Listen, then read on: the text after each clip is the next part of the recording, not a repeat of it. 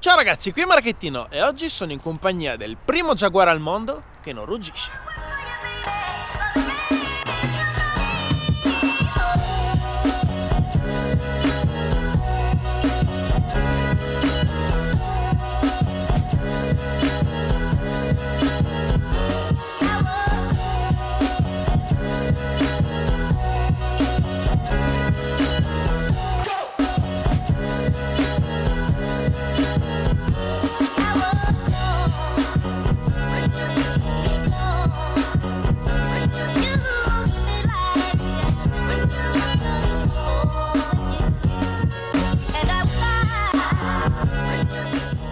Oggi mi trovo al volante di un'auto piuttosto innovativa per Jaguar, perché quello che vedete è praticamente il futuro di questo brand, che possiamo dire che è anche il futuro comune di molte altre case automobilistiche. Quella che sto guidando oggi è la I-Pace, che è il primo modello completamente elettrico costruito da Jaguar.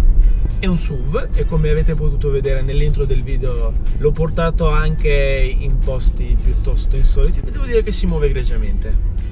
Ormai è diventata una vera e propria corsa all'elettrico. Jaguar è uno dei primi brand a creare e a mettere in commercio un SUV completamente elettrico. Non è un SUV alla portata di tutti perché la I-Pace parte da ben 80.000 euro, ma quello che ci si porta a casa è tanta tecnologia e tanta qualità. Al volante ho una percezione di qualità negli interni, sia nei materiali sia nella costruzione, perché qui sono avvolto da pelle, alluminio e in puro stile Jaguar su richiesta si può avere anche il legno. E anche per quanto riguarda gli assemblaggi, perché qui non avendo il classico motore termico che fa rumore, il rumore dei scricchioli e di pezzi che si muovono può essere molto evidente. Cosa che devo dire che Jaguar è riuscita a mascherare molto bene, perché questa è una macchina che ha già più di 9.000 km. Una macchina del parco stampa, quindi sono 9.000 km strapazzate. Internamente la qualità percepita è molto buona. Sulla sala anteriore e sulla sala posteriore troviamo due motori elettrici che combinati forniscono ben 400 cavalli e 696 Nm di coppia. Cavalli e coppia elettrica, il che significa che non appena sfioriamo il pedale del gas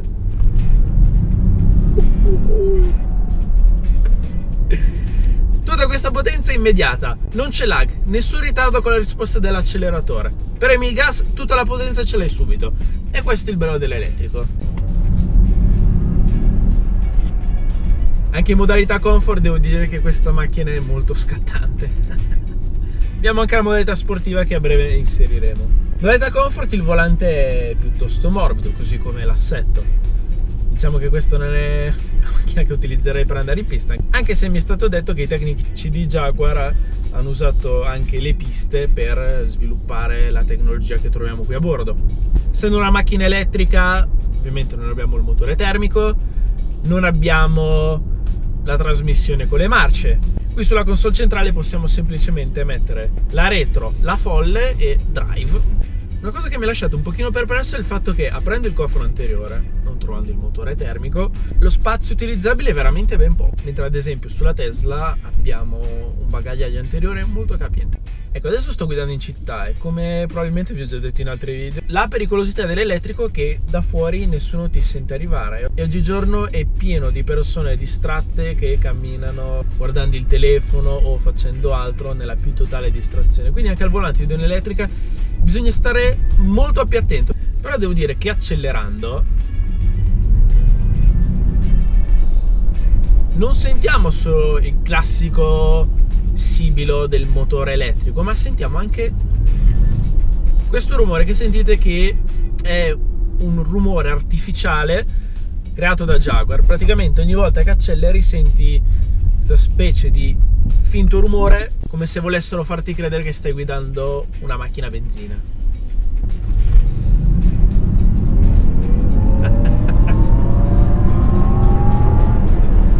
Sembra una navicella spaziale. Il bello dell'elettrico è che questa accelerazione letteralmente ti tiene incollato al sedile. Il motore elettrico fornisce un'accelerazione e una ripresa che è molto difficile da eguagliare con auto col motore termico. Adesso voglio mettere la modalità sportiva perché qui tiriamo fuori ancora di più l'anima Jaguar. Sembra quasi che stia per decollare. In modalità dinamica l'acceleratore è ancora più pronto, così come la potenza fornita dai motori elettrici. Ecco, qui è un vero peccato perché sono in galleria e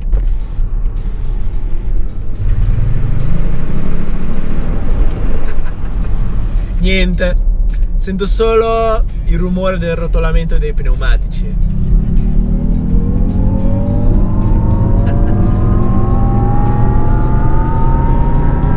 Sto per decollare.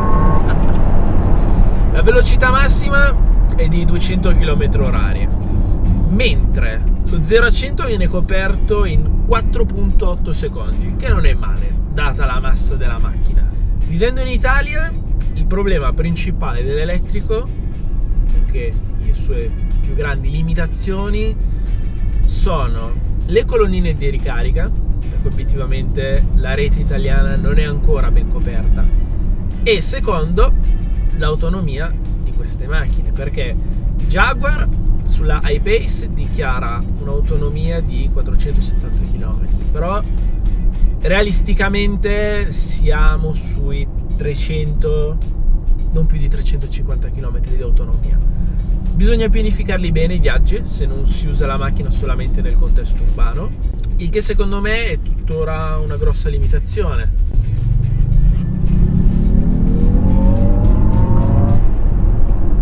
E oltre alle colonnine di ricarica, che nei spazi pubblici non sono ancora così tanto diffusi in Italia, altri metodi alternativi per caricare l'iPace, ovviamente la carica con la presa di corrente di casa. Il problema è che le abitazioni hanno un contatore di 3 kW, che non è assolutamente sufficiente per caricare questa macchina in tempi ragionevoli. Come optional fornito da Jaguar c'è il wallbox, il che permette di ricaricare domesticamente la macchina con 7 kW, che già permette una carica un po' più veloce, mentre se riusciamo a trovare colonnine pubbliche di ricarica, lì ci si ricarica la macchina a 50 kW. Questa macchina supporta fino a 100 kW, ma è un tipo di ricarica che ancora non si trova qui in Italia. Un'altra particolarità dell'elettrico non è solo l'accelerazione, ma anche la frenata. In questo momento ho semplicemente tolto il piede dal gas e la macchina sta decelerando molto velocemente. Infatti il motore elettrico permette di avere un forte freno motore e ogni volta che alziamo il piede dall'acceleratore o premiamo il pedale del freno, la batteria si ricarica un pochino. Un prodotto assolutamente interessante, anche perché oramai la macchina elettrica non è più un concept o un pensiero che più avanti nel futuro diventa realtà. Il presente è già l'elettrico e lo si capisce bene anche dalle strategie che stanno adottando quasi tutte le case automobilistiche. Ormai si parla solamente o di ibrido o di auto completamente elettrica. Belli anche questi sedili sportivi su cui sono avvolto, anche se devo dire che onestamente io sceglierei l'iPace con i sedili standard, che sono poltroncine un po' più comode. Forse questi sedili li trovo fin troppo esagerati per il tipo di macchina che è. Diciamo che questi sedili li vedrei bene su un F-Type e non su un SUV elettrico. Molto belli anche questi cerchi con particolari in carbonio vero, che mi spaventano non poco, soprattutto quando è ora di parcheggiarla e metterla vicino ai marciapiedi. Praticamente se li grattate li buttate sti cerchi. Questa I-Pace che sto guidando è la versione top di gamma. E sì, questa I-Pace che sto guidando supera abbondantemente i 100.000 euro. L'elettrico è ancora una tecnologia costosa, non è alla portata di tutti. Oggigiorno chi compra una macchina elettrica di certo non lo fa per risparmiare sulla benzina, ma lo fa perché è affascinato dalla tecnologia che c'è dietro, dal prodotto in sé e dal fatto che questo qui è il futuro. Che vi piaccia o no, questo è il futuro.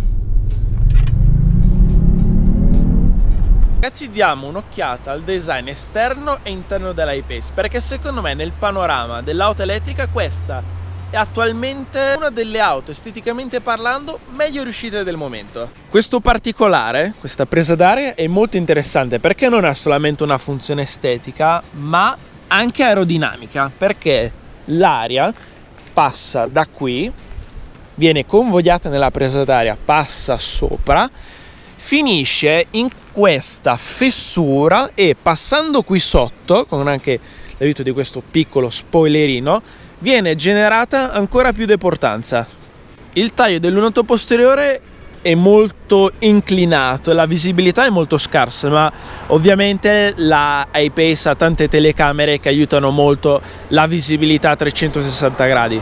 Ecco, forse l'unica parte che non mi piace di questa macchina è il taglio qua del bagagliaio, perché l'hanno fatta secondo me troppo verticale. Avrei apprezzato una linea un po' più morbida e curveggiante. Sti cerchi sono indubbiamente belli, mi ricordano la Lamborghini Reventon. Il problema è che io ad ogni parcheggio avrei una dannata paura. Molto interessanti anche queste maniglie a scomparsa che, oltre a far mantenere una linea più pulita alla macchina, tolgono anche gli attriti con l'aria.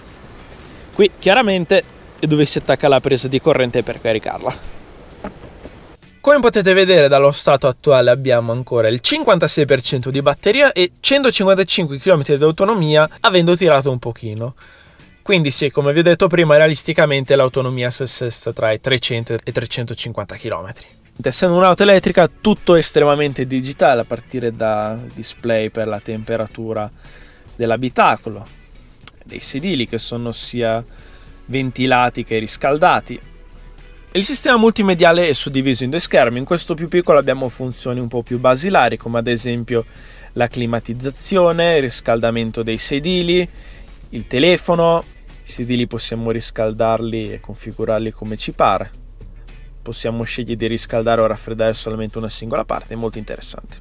Premesso che utilizzando la macchina solamente una giornata si fa fatica a scoprire per bene tutte le funzioni del sistema multimediale. Qui ad esempio abbiamo la telecamera a 360 gradi. Il problema è che il display è così, mentre la visuale a 360 è estremamente ridotta. Qui possiamo selezionare anche manualmente le telecamere. Qui abbiamo 2 telecamere anteriori, abbiamo altre telecamere 2 laterali e qui altre 2 telecamere laterali posteriori. Beh ragazzi, detto ciò, che cosa ne pensate dell'I-Pace e anche della macchina elettrica in generale? Io sono molto curioso di leggere la vostra opinione, quindi mi raccomando, scrivete la vostra opinione con un commento sotto al video. Io chiaramente ringrazio Jaguar per avermi fatto fare un salto nel futuro con l'I-Pace. E ragazzi, se è piaciuto questo video mettete like, iscrivetevi al canale se siete ancora fatto e come sempre grazie per la visione. Ciao!